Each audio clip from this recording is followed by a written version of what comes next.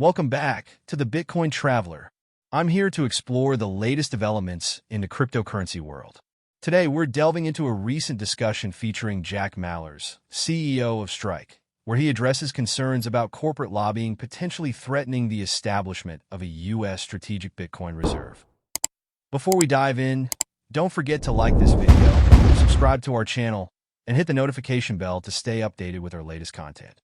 Share your thoughts in the comments below. Do you think the U.S. should establish a strategic Bitcoin right here, reserve? right now. Money, in my opinion, Natalie, is your time and your energy in an abstracted form. That's what I like to say, is that meaning that we get up every day, all of us, and we contribute our time and our energy to do value for the world. Whether you're mowing lawns, cleaning windshields, founding a company, podcast, or whatever that is to you, you're contributing. What are you, Natalie? You are the time you have in this life and the energy in which your life is expressed, right? So your work, your labor, your effort. And in exchange for all of that, you get up, you go to work, you get money, right? And so money, in theory, is a reflection of your contributions to society, is the goal of it, right? Before money, we had barter, where let's say there's 5 of us in a village. And I say, all right, Natalie, you go do the hunting. I'll go get the water. Our friend is going to build the homes. And at the end of the night, we'll share, where you can sleep in the homes they built. You can drink the water I fetched, and we can eat the food that you hunted. And that way, we're directly exchanging our contributions with each other. But Natalie, if you were to go to Whole Foods today and say, hey, I recorded a podcast, I'll take 2 ribeyes. They'd say, I don't know you and I don't care about your podcast. What am I supposed to do with that? So the way we solved that is we invented money, where we can all contribute to each other. And in exchange for our time, energy, effort, work, labor, we get money. Now, so all of that to say, money should reflect your contributions to this world. And it's a way for you to take the time, energy, work, effort, labor that you contribute and store it to exchange for the things you need later. So you can record a podcast, Natalie, get money for it, and then go to Whole Foods and get your 2 steaks.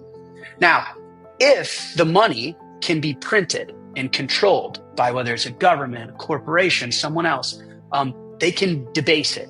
They can make it worth less. The more they print of it, the more that they're weakening the actual money itself, right?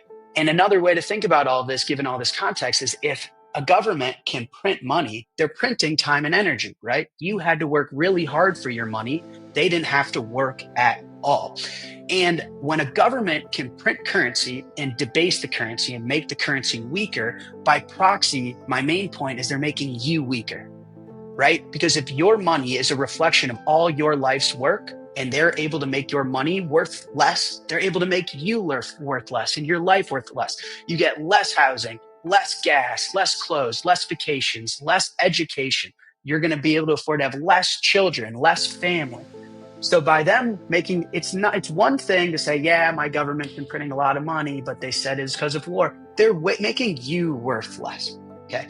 So the objective, if you're a human that understands this, is how can I own something that no one can debase? Effectively, I want to contribute to this world, and I don't want anyone to take that value away from me. I don't want anyone to make me worth less. I want to make sure that the work I put into this world and the value I contribute to people around me, I want to make sure that I can get the same amount of housing and the same amount of clothes and the same amount of education. And if I want to have 10 kids, I can finance my ability to have 10 kids. And to me, that's what Bitcoin solves for. And we can get into the proof of work and all of the nuances involved in that. But from the highest level possible, Bitcoin's the only monetary unit in the history of our species that is literally fixed, finite. You cannot make more of it. If we wanted to find more gold, we can. If McDonald's wanted to make 8 billion cheeseburgers for everyone in the world, they can. If Apple wanted to make 8 billion iPhones for everyone in the world, they can. With more demand comes more supply. And so the really difficult thing as humans is how can we engineer something that is fixed, finite? We can't make any more. And if we're able to do so, the main use case for it is making it money, because we all want to contribute value to those around us and make sure that no one can take it from us. Jack Mallers advocates for the U.S. to consider integrating Bitcoin into its strategic reserves, cautioning against corporate lobbying that could impede this initiative. He underscores the potential of Bitcoin to strengthen national economic interests and promote a more inclusive financial system. That's all for today's episode of the Bitcoin Traveler. What are your thoughts on the idea of a U.S. strategic Bitcoin reserve? Do you agree with Jack Ma's perspective? Let us know in the comments below. Remember to like, subscribe, and hit the notification bell to stay updated with our latest content. Until next time, stay informed and navigate the crypto seas wisely.